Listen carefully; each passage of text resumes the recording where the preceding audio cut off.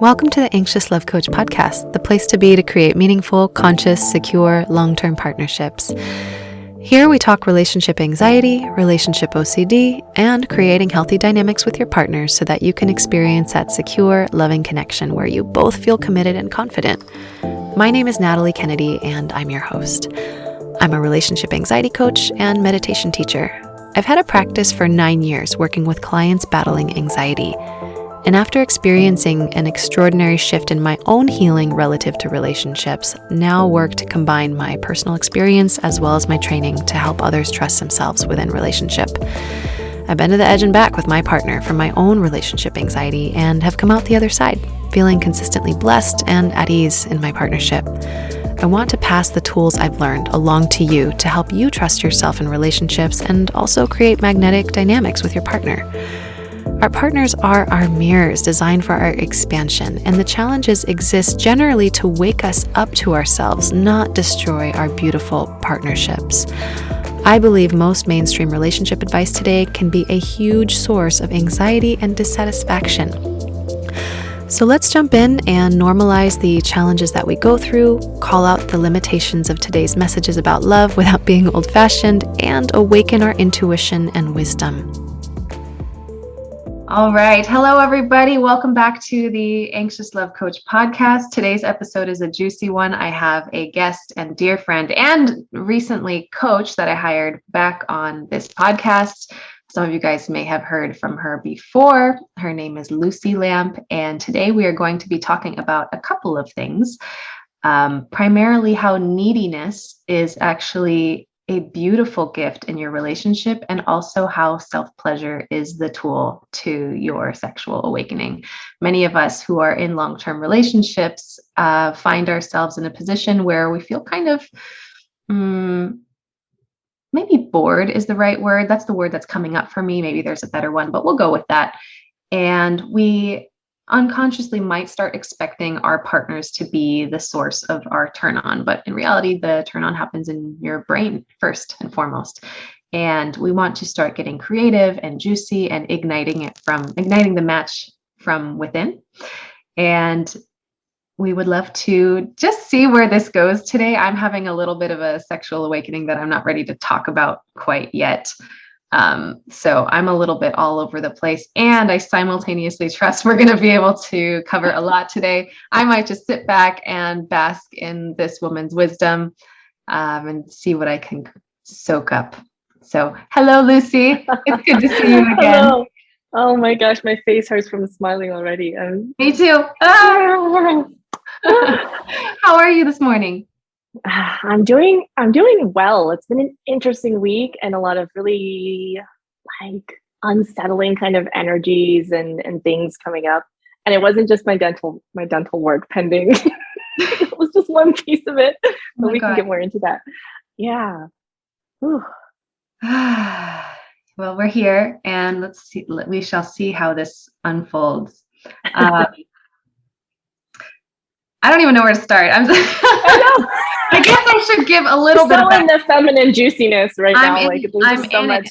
Okay, I'll back up. So, those of you that are listening, if you listen to my last episode, I talked about my women's retreat, and how that ignited a bunch of just sensual energy, and which I think is the gateway towards sexual energy. So for me, I just started noticing a lot more sensation in the body. I started noticing more pleasure. I started feeling more desire for connection with women. And I can see in hindsight a connection with the feminine. And so I had started going there. And recently I started noticing that my partner has been moving more into his masculine energy. And that is bringing up a lot of feelings and new sensations, new emotions that have been lying dormant for a long time. So as I navigate that and figure out how I'm going to talk about that, it's hard to be decisive and directive when you're like really in your feminine, which is where I'm at right now. But I contacted Luci and after the retreat and said, like, what do I do with all this newfound energy? And she said, go take my course. I said, okay. So I over the last few weeks, I've been taking Luci's Come As You Are course, which is a self-pleasure practice course. And it has just been phenomenal. And I'm going to give you guys the link at the end of this course, because I am discovering sensations that I didn't even know were there. I've gotten past numbness. I've had certain types of orgasms that I haven't been able to have by myself or with my partner. And my partner is currently abroad, and I can't even show him the the new things happening in my body. And I'm just like, I'm in agony, to be honest. But I think I would rather lean back today and kind of let you talk about your process of what you began to discover as you committed to your own self-pleasure practice. Ooh, that's a great starting point. I like this. And also for those who might be listening and are going through an awakening of their feminine after having to be in their, like, have their shield up for a long time, for whatever the reason. I mean, we've all got our stories, right? We've all got our things that have happened that kind of made us have to take on that more of that masculine presence, or even just like more cautious energy, or just not really fully letting others in, or letting ourselves into our own pleasure. That's really the biggest thing, because once we begin to crack into that, everything can open up. But yeah, what you wish for. Oh my God. Yeah, be careful what you wish for. It's just like with anything, when you begin to such a great classic example that I think will really resonate with the collective right now is like if the feminine collectively has been silenced and put aside and put down, and then they begin to awaken, and it's like this other end of the pendulum, right? We're swinging to the other end of the pendulum, where we're like, we can do everything and anything, and we don't need anybody, and we're so independent, and we can do it all ourselves. And like, I can be the mom, and I can do the housework, and I can do the work, and I can make the money, and I can initiate sex, and I can do all these. But then it's like, you continue to expand your being and your consciousness and have these experiences that keep calling you to a different experiences that you didn't even know were possible, or that maybe even judged other people for being in that space.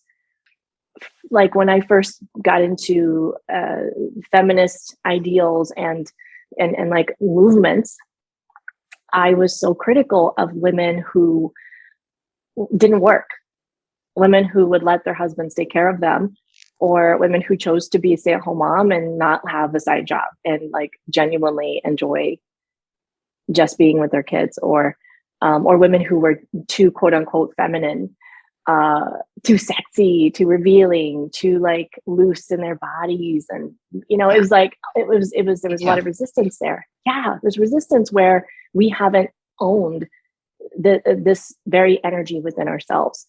And so something that, and I can't even pinpoint exactly what it was that inspired me to make the decision to start a self-pleasure practice.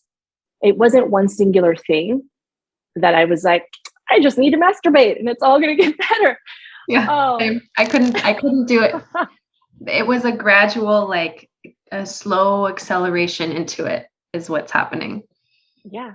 And then it becomes kind of the next natural step. And that doesn't mean that it's still not out of our comfort zone. It was definitely out of my comfort zone, especially because there was so much resistance in my marriage of over a decade. Yeah, still over a decade at the time, that my body, because our bodies remember everything. And my body just had this physical like response of like to masturbation, unless I was so sorely not getting my physical needs met, which at the same time I was just resentful of having to have sex out of obligation because we're married, like such a just the perfect storm of things. That's really what would bring me to masturbate, or I would do it out of revenge. Like, we're having a fight, I'm going to go in my closet and masturbate, because it would and that's not anyways, that really detracts from the relationship, and it's like weaponizing sex, weaponizing your pleasure, and that just does not work. So when people, I get these comments, especially on TikTok, when people see one of my videos for the first time, and you know how it is, and they're like, I know everything about what you are just from this one video. And like, so true. Masturbation. Yeah. You're the representation of everything that I hate. In this 15-second video, you're going to see everything. But these comments of, in a nutshell, that masturbation is, has been used as retaliation. And that's the only way that they've ever experienced it, or that they use it as retaliation when their wife says no, things like that. And so there is so much healing to be done around simply self-pleasure for both men and women and everybody. There's still so much stigma about it. And in the Come Together course, the one for couples I'm working on now, I'm going to be talking more about the role of masturbation in partnership, because both partners do benefit from that. And maybe at some point we can cover that in maybe another episode. But yeah. And so our pleasure is created from within by us connecting with our own energy, and really at the deepest, purest level, connecting with source energy, with the God energy. There's nothing more blissful than that. And so when you're able to feel that, and pleasure is so much more than just about playing with genitals and having orgasms. It's an entire approach to life. It's a way of life. And what I began to notice when I started self-pleasuring every day, which for me, in my very directive masculine setting a goal space, was so happy with, I'm going to do this every day, just like I eat my greens and do my workout or whatever. That definitely served in creating that container. And that discipline is still to this day necessary for me to keep showing up, because some days I'm like, well, I got other stuff to do, or it's nice outside, maybe I'll just do that and then see what happens. Because I know that if I don't commit to it, just like with any discipline, I know me, I'm going to end up just putting it off, and then beat myself up about it later. Yeah. So now it's very nuanced. Like if you're on vacation or traveling or things, there are different ways to adapt to the ritual. But what I noticed is that the less resistance, back up a little bit. What I noticed is that I had so much resistance in my body. So much resistance to pleasure. Or a resistance to beginning the practice, or a resistance once you had started, or both? Oh, like once I had started. Because when I made the decision to start, I was set on it. I was like, okay, this is the thing I'm going to do. I've decided, when I put my mind to something, I do it. There's no, it's just, that's just how I roll. But when I was in it, I'm like, that. Yeah. Women are amazing. We can do anything. We can do anything. We can also be like an agonizing desire for what we long for. It's both things can be true. And it's so wild. But no, it was more so in the practice itself.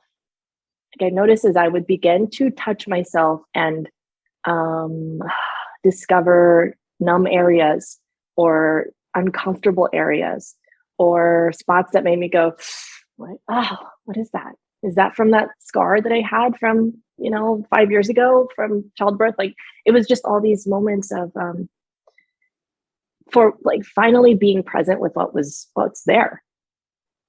And then when I began to awaken more sensations in my physical body, a lot more emotions began to open up. And it's like the body holds on to these different experiences, right? Somatically, and even the way they talk about it physiologically in the fascia.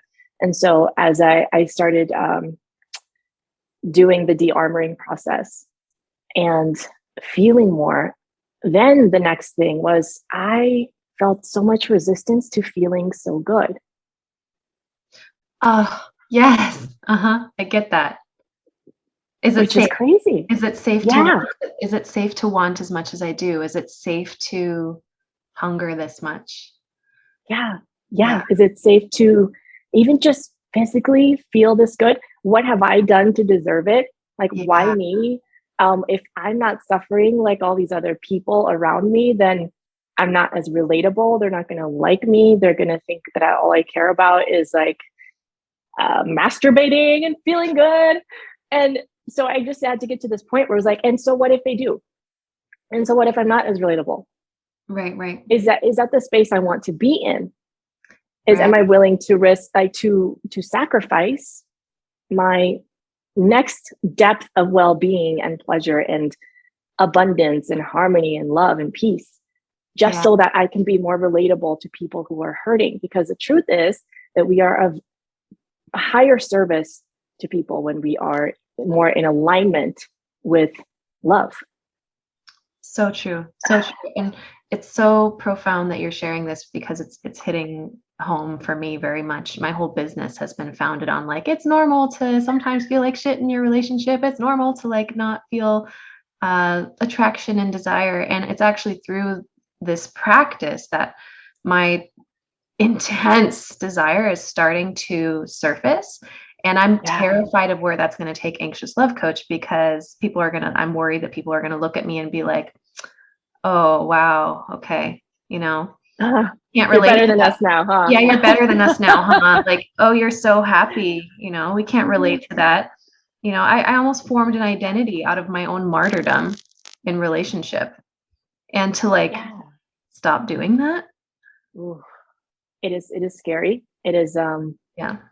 you and I first came into each other's worlds when I was more on the cusp of, I was really in the thick of sharing more heavily about shadow work and working through trauma Yep. and the heavy dark stuff, and which is still very much a part of what I do personally and also with people, but the focus shifted because for me at that part of my journey I was afraid to let people in on the pleasure as much and let Yeah. people see the Because pleasure people part, even though I care. had pussy powered. I You're was gonna like, I'm like not going to focus on that. if you are all in your pleasure, you activate people's envy, people's resentment that they don't have that. Yeah. And they're just going to say, oh, you must just naturally be that way. You're so lucky. You're so privileged. Oh, you have this perfect life that allows you to masturbate all the time. People's Right. projections just launch their way onto you. I'm sure you get that. One of my favorites is, well, she must not have kids or a life. I'm like, oh, okay, yep, You got that's 4. that's not new. Yeah, so it's really just we make time for what we truly believe is important, is valuable, and it's beyond what is important to us. It's like if I really know deep down that this is going to add so much to my life every day. Not only that, but that if I don't do it, I feel the impact of its absence. And so does everybody around me. Right. And so, Everybody suffers when you're suffering. yes, yes. And so the more embodied in my pleasure I am, the more I have to give to my kids, to my husband, and to the people that I that see my content. The stuff that we create within our businesses and just every day in our lives. So that there was there's so much revealed to me about my own resistance to feeling pleasure, and I have felt this at different depths throughout the years, and most recently, and most oh, well, it's most intensely in my mind because it's freshest in my in my memory, right? It's up most recently. Was about, I want to say it was maybe like 6 weeks, 5 weeks ago, 4 or 5. It was before I launched the course, but I was in the pre-registration part of it for Come As You Are. And I'm just sitting there. I do all my rituals every morning. I set my intentions and I have my favorite crystals and I do like all my things, right?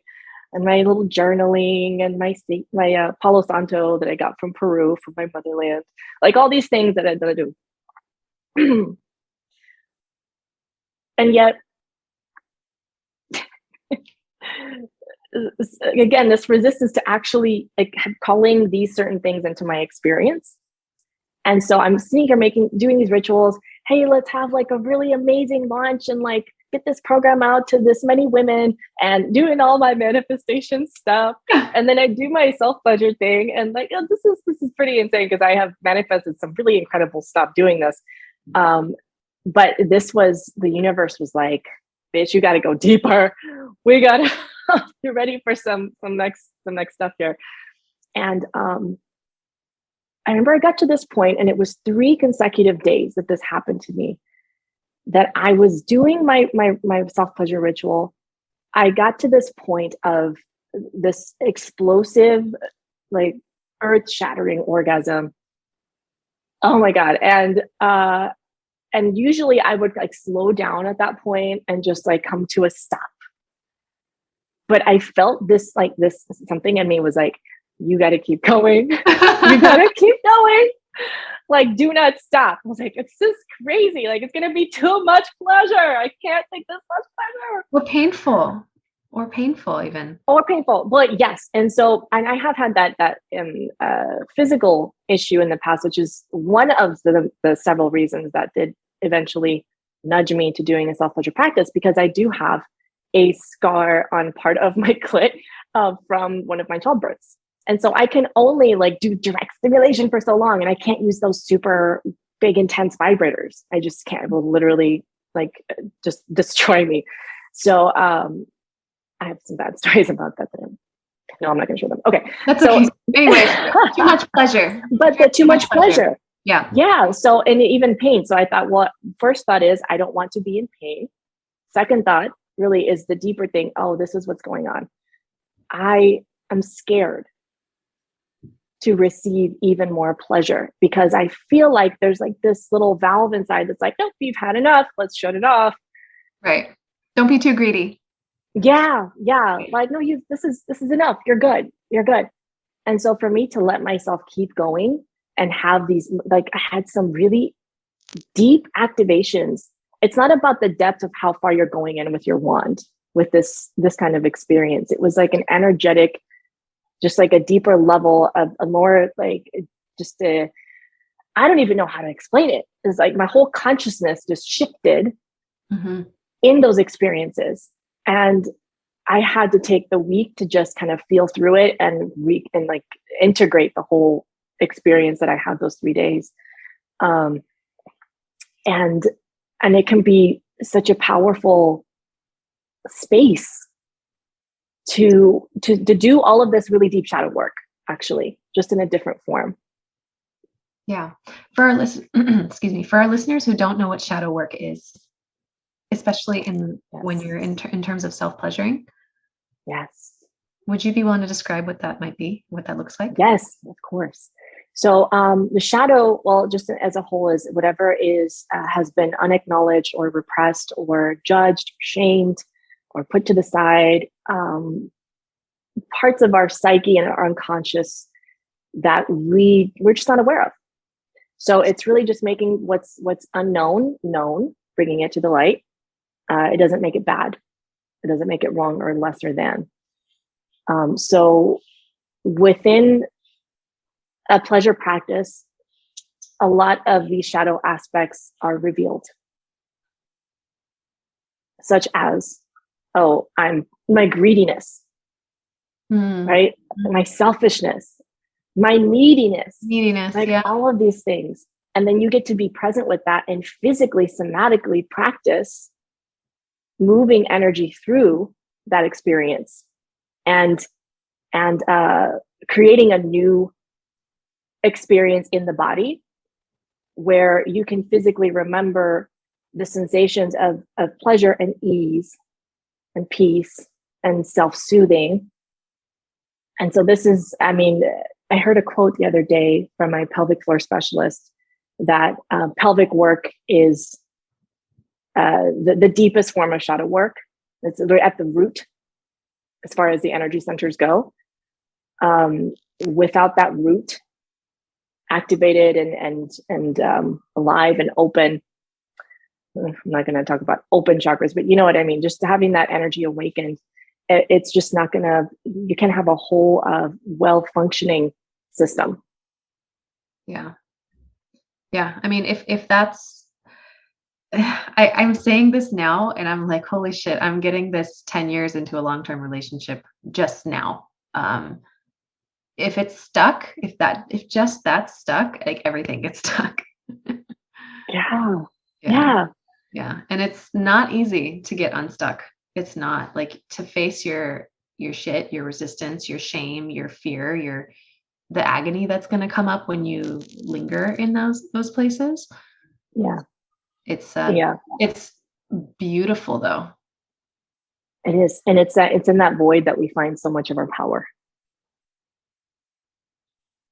Mm. So true. Yeah. Yeah. So if you're listening right now and you're like, I have no idea where to start with a self-pleasure practice, what would you recommend? Well, I did create a whole course for it, so there's that. We will link that. So definitely that. I got the idea for that in one of my self-pleasure rituals. Like, I get the idea for like 99% of everything that I put out into the world. Interesting little side fact. Yeah. But really, it just, even if you just create some time for yourself every day, it doesn't have to be a long time. You can just turn on your favorite song, one song, and let yourself feel the pleasure of listening to the music, feel the pleasure of being in your body, breathing in your body, moving in your body. Maybe even watching yourself in the mirror if that's not a detractor, right? Because we've different layers everyone's working through. And just gently, like, stroking your body, maybe grounding touch, maybe some like really soft feather-like touch, feeling different parts of your body, noticing how your body responds. It's really, it doesn't have to be really complex, especially for the women who have a lot of resistance to just touching themselves or physical touch at all.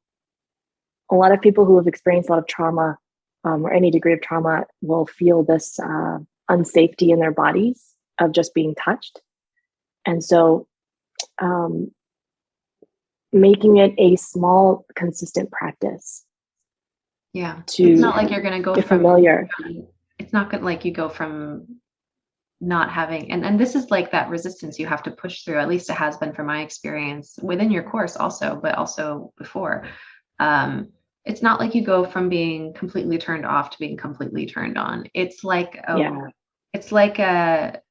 building up your level of tolerance for bigger and bigger waves within yourself. Yeah. I think you're building your capacity.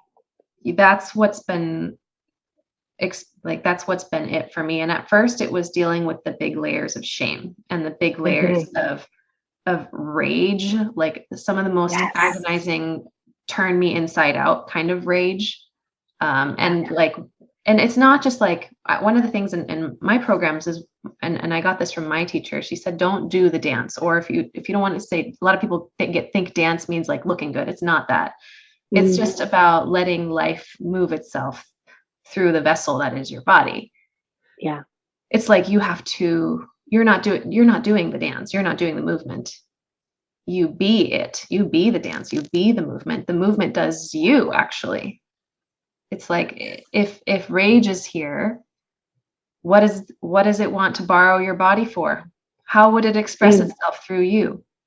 And so for me, being with the stuff that comes up, it's like being with the shame. Well, what does that look like? Does it contort itself into a child's pose and then just like writhe and shake? Does it, So it's very like impulsive movement. We often think being impulsive is bad, but in a somatic experience, it's the best thing, with that safe container. So Exactly.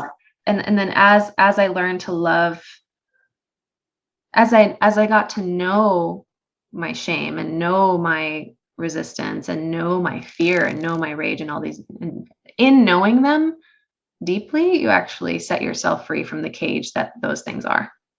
Yeah. And then you can love them. And when you can love them, you can love the next thing. And then you can love the next thing.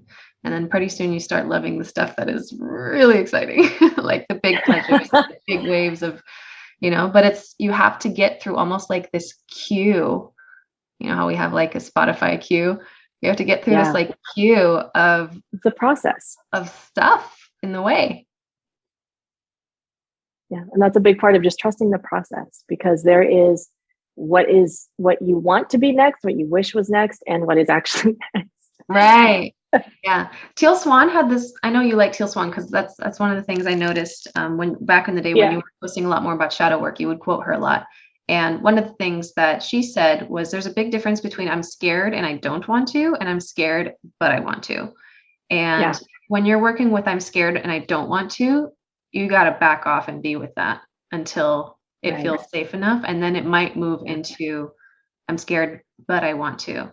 And then like just gently tread. And like you have to be willing to lead yourself well and listen to that little part inside that's like I scared, but wanting to, and like constantly checking in with yourself and responding to what arises. That's been true for me. That's such a really important part of this process, because you will over and over again come face to face with next steps that are scary. And for me, my personal meter, just historically speaking, has been this is terrifying, and also this is so exciting. And it's like both things, because there's so much unknown and uncertainty, and also just, but what if it works? What if this comes from it instead of, because the more we take those leaps and it works out in our favor, because everything really is ultimately working out for us, it becomes less of a, well, what if it goes wrong? What if I mess up? What if I made the wrong decision? And more of, what if this really goes amazingly? Like you need to witness yourself doing the scary thing and seeing everything ends up okay. One of the things that has been coming up for me, and I think it's going to help us transition into the next kind of topic that I would love to discuss with you, is like I was so afraid to let myself feel joy, and not just joy, but joy to the level that it's possible to feel joy. Like, does my body even exist? I am so connected to the universe. Joy, like loss of self almost. And when you do that, you're touching the infinite. And when you're touching the infinite, you're touching the void, the limitless desire that exists inside you. And I definitely felt that edge that you're discussing, which is like the most incredible pleasure, and simultaneously this like absolutely gut-wrenching, stomach twisting fear of abandonment, because I'm like, is it safe to suddenly desire sex this much? Is it safe to suddenly want as much, money and abundance? Is that safe? And so, I think, and that translates to kind of this neediness that is arising, because inevitably, just because this is one of those hard to swallow truths. Just because you want it, just because you need it, doesn't mean you will always get it right when you want it. Yeah. And what do you do in the moments when your needs aren't met? Do you go out and you try and force other people to meet your needs against their will? I think you know the answer to that. With your rapey energy? You will meet my needs, or I will threaten you and get my needs met elsewhere. God, have I exactly. heard that from so many people also on TikTok. The place of wonderful, wonderful things. Really so asking for a friend, what do you do with the neediness? What the fork do we do with that? When that's where you're at and you're like, oh wow, I'm needy as fuck, and that's been for a long time. I've been, even on my Instagram and my TikToks and my podcasts, I've been talking so much about, meeting your needs yourself, and like being, loving yourself and being independent. It's like, okay, I know how to do that. And it's like never enough. And it's not meant to be enough. And there's this, again, where multiple things can be true at once. This thing, both of these things can be true at once. Like, yes, I can meet my needs and like survive and be, have a happy life. but then when it comes at the cost of even acknowledging that I have more desires and more needs and more wants and more longings, that I'm just afraid to let myself go there. That's the only reason I'm not really feeling like I need anything from anybody. Then it's, there's just so much more potential there in having this fuller experience of life.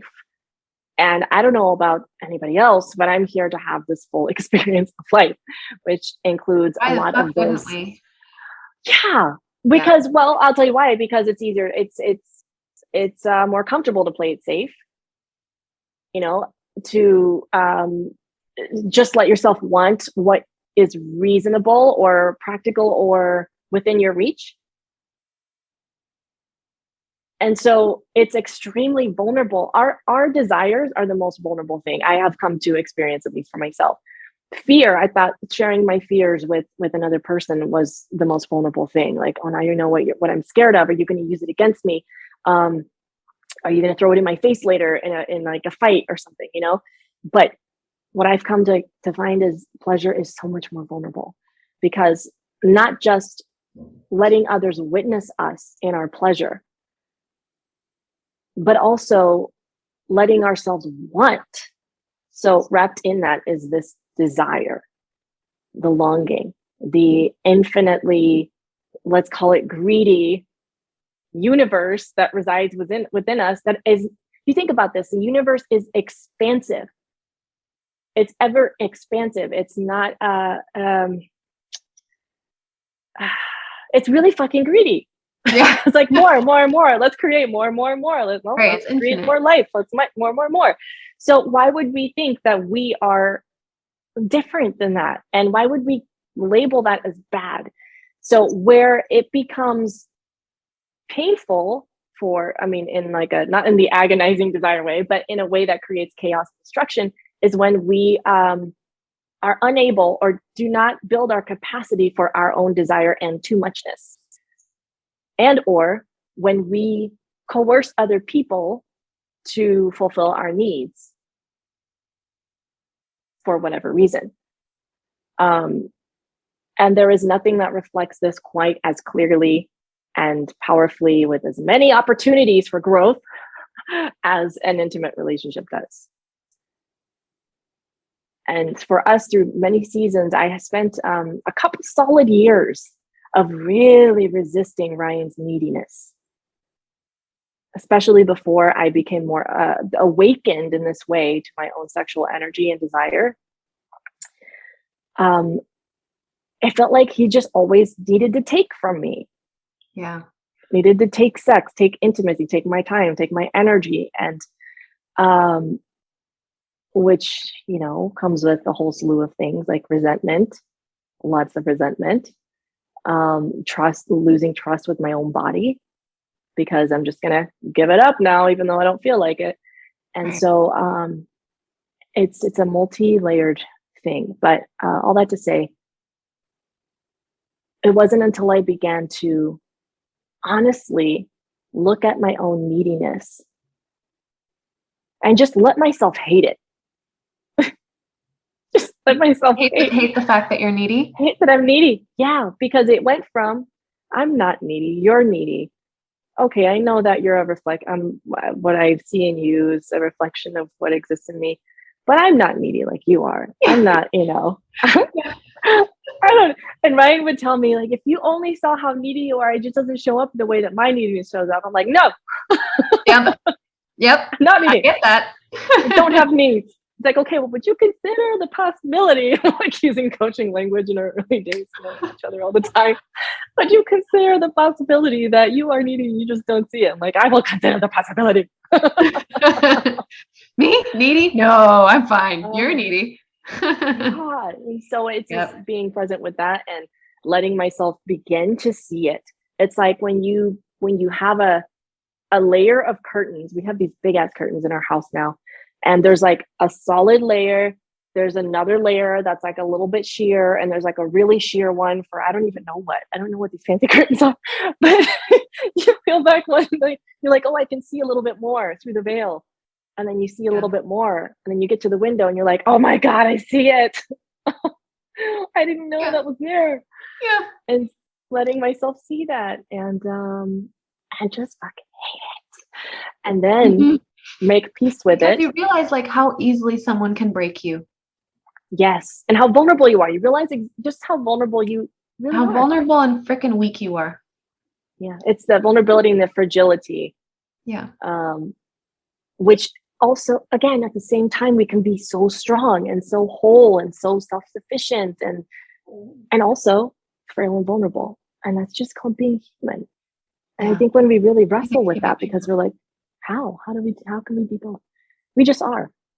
And so the whole thing of meeting is, then I went through a phase of separating kinds of neediness. Like, oh, there's this neediness where it's hot and it's sexy and it's okay. And then there's this neediness where it's desperation and it's coercion and it's guilt tripping people. I just couldn't reconcile in my mind and heart yet that it's really all the same thing. It can't be. This one's right and this one's wrong. Yeah, I haven't gotten there yet, but I appreciate you saying that. Yeah. Right now I'm in the no, I'm desperate. I'm wrong. This is not lovable. Because let's be real, I remember in high school, I remember hearing boys talk about girls that were too needy. Yeah. Like clingy. Clingy. Yeah. Yeah. And they would be like, ugh, and they would break up with her over it because she was so needy. And so I internalized the perfect woman has no needs. And so in a way that manifested as me being this like independent woman that is going to put no burden on a man. And so as a result, you manifest a partner that actually wants something from you. As it's like a perfect form. He wants to take the independent woman and make her needy. And I'm like, no, I don't need you. I don't need you at all. I'm fine. And in a way, I think it can lead to relationship ambivalence or relationship anxiety because in my experience, my hyper independence resulted, and my shadow aspect was my neediness. Like, I don't need you. I don't need you. It's too much it's not realistic for me to expect it's not realistic for me to expect and therefore want you to meet me sexually, spiritually, emotionally. And therefore I'm just going to not want that. But then you're going to want a woman who wants that. And so as a result, my partner would become needy and I would be like, ew. Yeah. I'm like, where's this coming from? Ew, or at some point, like somebody, you see somebody or have an experience or an encounter with another person or couple or an event or something that awakens that. And you're like, oh shit, I do want this. Yeah. Yeah. Yeah. Yeah. And so the void. Go ahead. Sorry. Oh, go ahead. No, I was going to say, you're saying that the neediness, it's all just one and the same. There's no good or bad neediness. Oh, yes. Oh, that's what I wanted to come back to. Okay. So I would like to add to that. While there is like the neediness is the neediness, right? The thing that we're really afraid of is how it's going to impact the person, our person. Are they going to reject or abandon the relationship? Yeah. Right. Yeah. They're not going to like this. They're going to leave. This is too much. This is whatever. And when we go through all these, all these stories that come up, right, in those moments. So there is a difference between recognizing that all the neediness is really all just the same big pot of neediness, and we are all of that. And then there is a conscious decision of how am I going to bring this into the world? How am I going to move through this? And how am I going to express this? Or am I going to express this? Right. Time in this context. Yeah. And that just comes with the practice. It comes with practice. In business world, what they would call, failing forward, although they're lessons. And if you're with a partner that is in it to grow through things with you, then you can become even more deeply connected through those quote unquote failures or ruptures. And then the repair even makes you more solid as a couple. There was a time, I'm going to say maybe 3 weeks ago. 3 weeks ago, it was a Tuesday. All of my breakdowns have been happening on Tuesdays.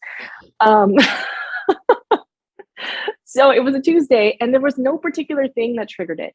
I don't know. It was just like weird. I don't know what was happening with the planets. I don't remember the astrology for the week, but I was like, this day is shit. I don't feel so, and what is it? Like, why do I feel so much angst?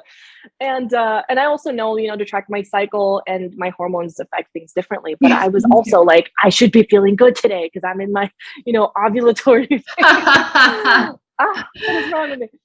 So yeah, I'm ovulating. I should be hot and sexy and magnetic. Yeah. It's not that. Right, my skin should be glowing. Why am I crying and stuff? Just like nonstop. So I felt I felt so needy, more needy than I have felt in a long time, because you get to a place where you kind of you make peace with your neediness and your longing and your desire, and it begins to feel more like longing. You begin to embody it more as longing and this beautiful desire instead of a scarcity and just needing things again. And so. But I was feeling this like so intensely, and Ryan could tell the energy was a little off. he's very, very good at noticing these things. Actually, that was a trauma response from his childhood, but still, he's very intuitive to like the woman. Hypervigilance was like a gift. Yeah. So he noticed, and he was like, "Are you okay?" And I said, I don't think so, but I don't know why." And he's like, "Okay, well, let me know if there's anything I can do." And I just was, I don't know, was feeling so unsettled about that. I'm like, I have so many things I want him to do for me today. And I have so many needs, not only just around the house, and with the kids, but like sexually and emotionally. And I felt this calling inside to just be with it and not ask him for anything. I'm like, I'm finally comfortable with asking him for what I need. What the fuck, And so that whole day I spent just in the void of letting myself feel all of these needs and want all of these things and not have any of them fulfilled by anybody else. And I feel like that was such an important part. Yeah, it was such an important process for me that day to grow my own capacity for my longing and for the angsty feeling of needs. And the next day, Ryan actually experienced that for himself, because at the end of that day, we were walking and he's like, "Yeah, well, had a pretty bummer of an impact on me today." And, he gets to speak his experience too. And like, I know that was part of the hard thing for me to make the decision to sit with this today alone, because I don't want you to feel shut out. I want you to, I want to be happier around you. I want to feel like free and excited and alive around you. But today, this was really important for me to do. And we just had an honest conversation about it.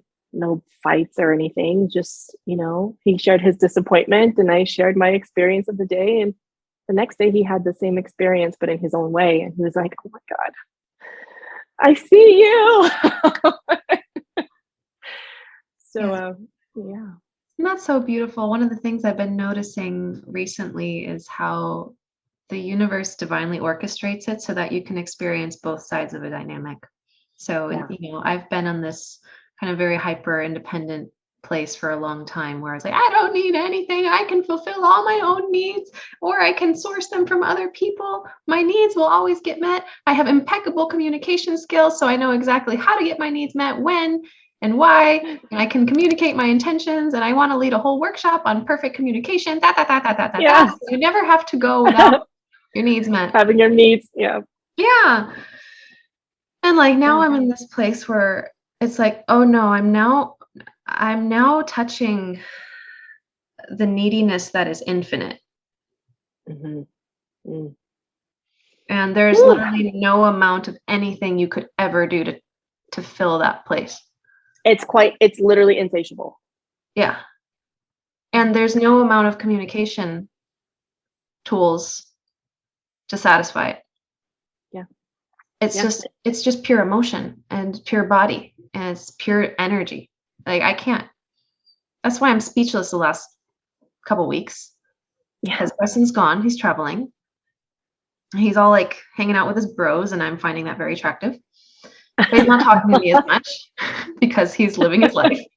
And I'm like, would you be willing to give me some reassurance that we are okay? And he's like, I love you. We are okay. I can't wait to hug you when we get home. And I'm like, thank you for meeting that need. And it's not enough. It'll never be enough. You can say, I love you infinitely, and it will still not be enough, because I'm now in touch with my desire that came about through my sexual awakening recently.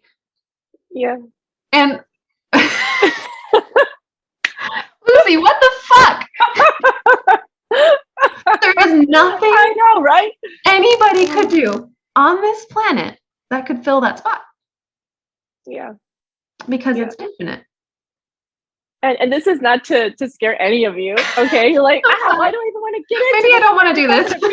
so miserable. No, but I promise it is worth it. It is so worth it, because there's nothing like feeling that aliveness and being so connected to your desire and to the very fabric of your existence that connects you with all living things. And it's like, I wouldn't trade that for anything. I would experience this angst every day if I need to. And sometimes I do, but to the point that it doesn't feel as, it doesn't feel like I'm gonna just crawl out of my skin all the time. That those experiences are few and far between now. But when you first begin to experience it, it's like all new. It's all new. This is a completely different experience that you are being. And so of course it's gonna feel unsettling, and then you just slowly integrate all of these little experiences along the way, and your physiological nervous system begins to recalibrate to this new way of being. And I mean, it's a process. You cannot rush it, but when you're in it, like you were saying, Natalie, like the dance. And sometimes I just need to go throw a little toddler tantrum in my closet, right? Because I'm feeling so many things. And sometimes I can talk myself like, okay, it's okay. You're safe. I do this grounding thing where I press down on my chest, like on my upper chest, right below my collarbones. And I just like press down firmly. And I close my eyes and I breathe and I remind myself, I'm here, I'm safe. I'm going to be okay. Using the various tools that we have at our disposal. But at the end of it all, the biggest thing is presence with the energy that we have in our bodies, and not trying to push through resistance, but just being able to notice it and make a decision to release it, even by just a little bit, like turning the pressure valve a little bit. And it's like, okay, a little bit less. One of the I have a couple sentences up my belt to validate my resistance, which helps me know it better and therefore release it. Some of my favorite sentences are, makes sense. Makes sense. Yeah. Another good sentence, of course you're here. Of course. And sometimes when I'm working with not just, working with tight spots within my pelvic region, but also just stuck areas in my chest or in my throat. And sometimes when you work with these things, memories surface. And in those instances and other sentences, I say to like my little inner girl is like, oh, you didn't want that to happen. Sucks that happened. Of course you're here coming up right now. If that makes sense. And that alone is enough to soften just a little bit, just to remind yourself that you're not broken. Everything that's come up is there for a reason, and it's been there to protect you. Like I said in the beginning of this session that we're having, I learned from middle school that neediness is not an attractive trait, and that it's not lovable, and it's going to push people away. And so I can see now in hindsight, after being on I don't even consider this a relationship anxiety. It's like a different relationship anxiety now. I'm like, oh God, I actually love Is you that so your much. angst? I actually, like, I didn't let myself love with my whole heart, and like to actually touch how much I love this person and how much I love being alive and how much I love myself. Like to touch, no, it's one thing to say I love you. It's another thing to feel it. And it's another thing to feel it to the extent that it exists. Yeah. There's a difference between touching it and touching it to the end of it, but there is no end of it. That's the thing. Yeah. Yeah. And so to touch that infinite neediness, that infinite love, it'll cut right through you. And I'm feeling it right now, and I hate it. Yeah. I see you. I hear you. Yeah. I feel you. Like to love what you've created, and you know, and what's to come. Yeah. Mm. Oh, and then to also, there's this whole thing about being okay with some needs never being met. Like, why would we be okay with that? Yeah. But Yeah. it's literally Especially like, if we are infinite, it's not going to happen. Right. I mean, I it's like two things can be true at the same time always. Like try to meet your needs, and your need for the infinite by definition will never be met. Yes. You know, by definition. Exactly. Because a lot of people who are like in the trauma communities are like, you know, that's how we get traumatized, is when we're powerless in a situation for an indefinite period of time, and we're not supported, we're not held. You know, when our needs aren't met for long enough, and it's the emotion of that is too much for us to handle, which by the way has to do with your capacity, which is what we're building. You know, you dissociate, and then you have trauma held in your body. So part of it is like getting that need met, especially like if you're working with trauma in particular, it's like finding the unmet need and consciously meeting that.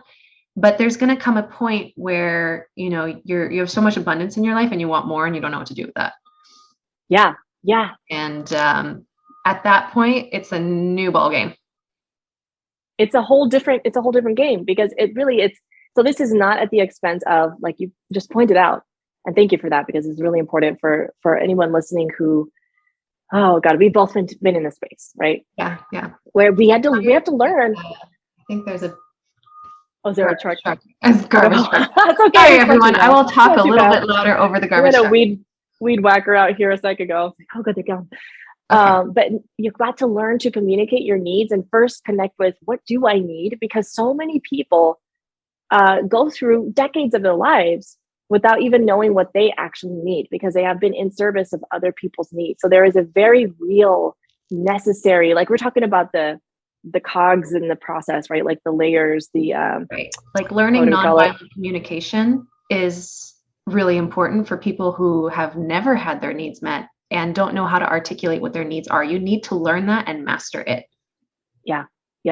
And so to even recognize your own needs, and we're talking, you can go with the whole Maslow's hierarchy of needs, or Tony Robbins' 6 human needs, like all of the different kinds of needs.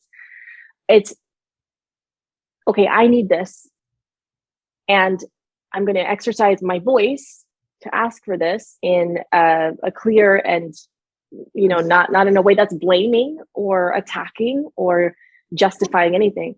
So request.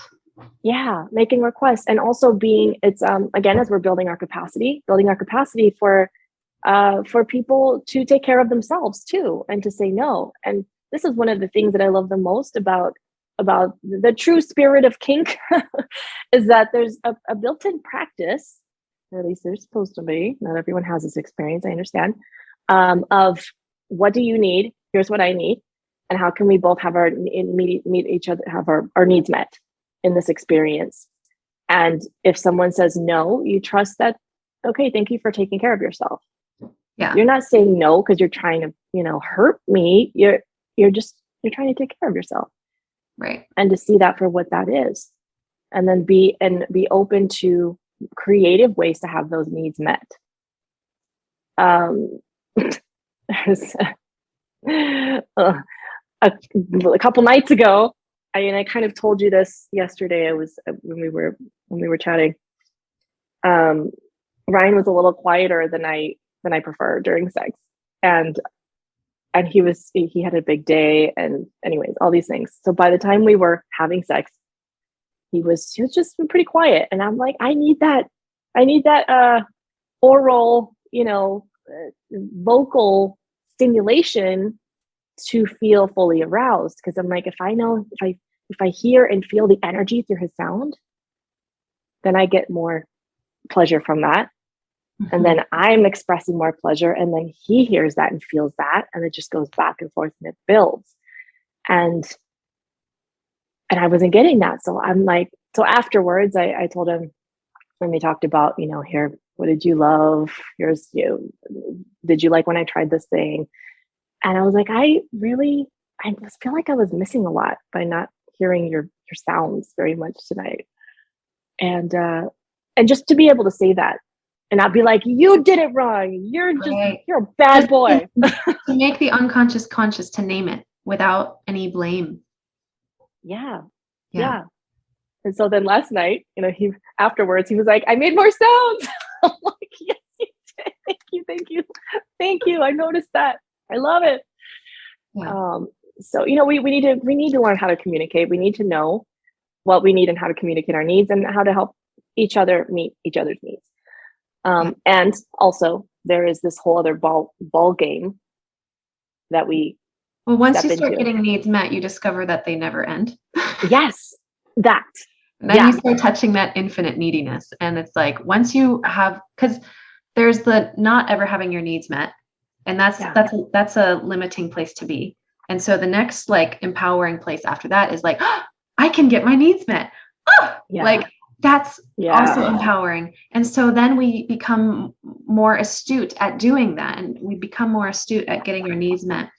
And at some point you realize this pattern that the neediness never, ever, ever stops. And once you can see that and be like, oh shit, there is a part of me that will never be satisfied. And can I actually just love that itself? Yeah. And be with that. That's what I'm hearing kind of you getting at, which is very exciting. Yeah. And you do become more comfortable with feeling that and just being with it with more practice. And again, your capacity grows for that. But it's a lot of, I remember so many friends in my church days would wrestle so deeply with this concept of, I want more, but I shouldn't want more because my life is good. But then am I complacent? Or should I be doing this? What does God want me to do? And it's like, we have these desires for a beautiful purpose. And just for them to be, that's purpose enough. Yeah. And so that these things have been just absolutely mind-blowing to me over the years of experiencing them. Yeah. I mean, two things. I'm really starting to understand that two things can be true. You can be deeply grateful, yes. Have reverence for the life that you have and appreciate it. And you're allowed to want even more. You're allowed to want a lot more than that. And not only that, but the gratitude is what truly opens up for more to come. Yeah. Wow. It's learning to hold those two spots at the same time and walk the edge. Yeah. Wow. Yeah. Wow. It's a dance.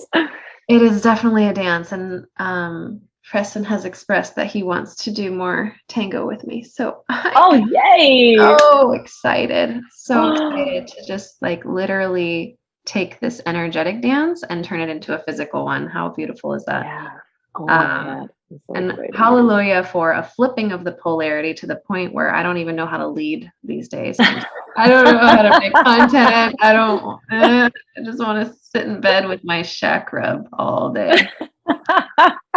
And so maybe that's what you must do for. I need to do that for a little while. I'm catching up. Yeah. I'm catching up for years of not being in that place. Yes. Yeah. Yeah, cool. Well, is there anything else you would like to share? I'm going to talk about your course and my experience with it in just a little bit, but before we wrap up and I go into there, is there anything else that you feel is important to share? I want to make sure that I don't leave anything out. No, I think that's we covered quite a lot, quite a Yes, lot. we did. Yes, we did. So I'm very Wow. grateful for, I hired Luci when I started noticing that my desire for, you guys can listen to the podcast episode right before this one. I talked about discovering my sensuality at a women's retreat and how that really unlocked a lot for me, and desire started to come back. Desire, period, not just desire for my partner, but just like the experience of desiring. Mm. How awakening that was for me. And I think that opened up a lot for my partner as well. He mirrors me in so many ways. We are so connected in that way. And so when I talked to Luci about this, I came into her course, Come As You Are, the self-pleasure practice. And I have been using that to supplement the kind of snowballing desire that I've been starting to allow to grow. Or I guess the little flame, I guess it's more of a flame that you just start to caretake daily. And my goodness, it has done so much for me in terms of feeling fully alive. I naturally want to put on makeup more. I want to just not even to cover up any insecurities or anything, but just a desire to be an expression of what I feel inside. As I put on makeup as art, it makes me want to like buy more clothes and like be art, walking art all the time. I want to put on jewelry all the time. I want to buy nice shoes all the time. I want to like, I don't know. I could put feathers in my hair and like all the things, and just I want to be like a physical expression of the life that is moving through me lately. Thanks to this incredible practice that you literally do from the inside out. So I'm so grateful. And so when Luci asked me to be an ambassador for her program, I was a heck yes. So I'm going to link. I have a special link, and when you buy using this link, when you buy Luci's program, I get some money. So go and buy Luci's program and fulfill my desires for more money. Yes. Yes. You will not regret it. I have had some brand new types of orgasms that I have never experienced before through this, just following these exercises. So very exciting. I'm going to link it in the show notes. And you have Come As You Are, and you said you also just launched a couples course, right? Well, it launches on the 25th. So I've got the pre-registration through the 13th. I'm not sure when this will be airing, but by the time that it does, of course, we'll be there. We'll be available. And so that is it's an intimacy course for couples, and I'm walking them through some different energetics of desire and arousal and heightened pleasure, navigating conflict, some kinky introductory explorations, and with a fair dose of video demonstrations from us. So it's not our OnlyFans, so it will not be. There will be no nudity. Okay. But you'll get the sensuality of it and the energetics of it. So that's a 6-week course for couples. And those who do pre-register will get access to the couples workshop that I'll be hosting in May. Amazing. So I will, and this link goes to both of them, just to check. Yeah. So when they go to that link, it shows them all the courses. So including the shadow work course, the inner child healing, all the stuff that if they're at this point where they want to dig deeper into that, they can also do that. But you'll still see all of them. They'll see all of them. I have also your 25 days of play, which I still need to finish. Oh, yes. That's a fun one. So good. All right. Awesome. I love 25 days of play because I think your macaw, when you had your macaw, was still in the background. There. That was what made Preston and I like obsessed. We were like, oh, okay, this is our course. I'm so happy he was there for that. Me too. All right, Luci, thank you so much for coming on today and for sharing your wisdom. This is invaluable to me and to all our listeners. So I'm sure we'll have you back soon. Thank you so much for having me, and to everyone for tuning in. Thank you. All right, everybody. Thanks for listening today, and I'll talk to you guys in the next episode. If you love Anxious Love Coach, please leave us a review. Every month, I will be choosing one review, posting the username on my Instagram page, and offering that person a personalized voice message response to any question of their choice via private message. Thanks for listening to the Anxious Love Coach today. If you enjoyed this episode, please be sure to hit the subscribe button, leave a review, and follow me on Instagram, TikTok, and YouTube. Please also subscribe to my email list at anxiouslovecoach.com, as I'm trying to reduce my reliance on social media. In exchange, you'll receive my free relationship anxiety meditation and a ton of information that I won't share to the general public about my personal challenges and learnings within relationship. If you would like to work with me and or my co-coach, head on over to my website and click Start Here. Thanks for listening, and catch you in the next episode.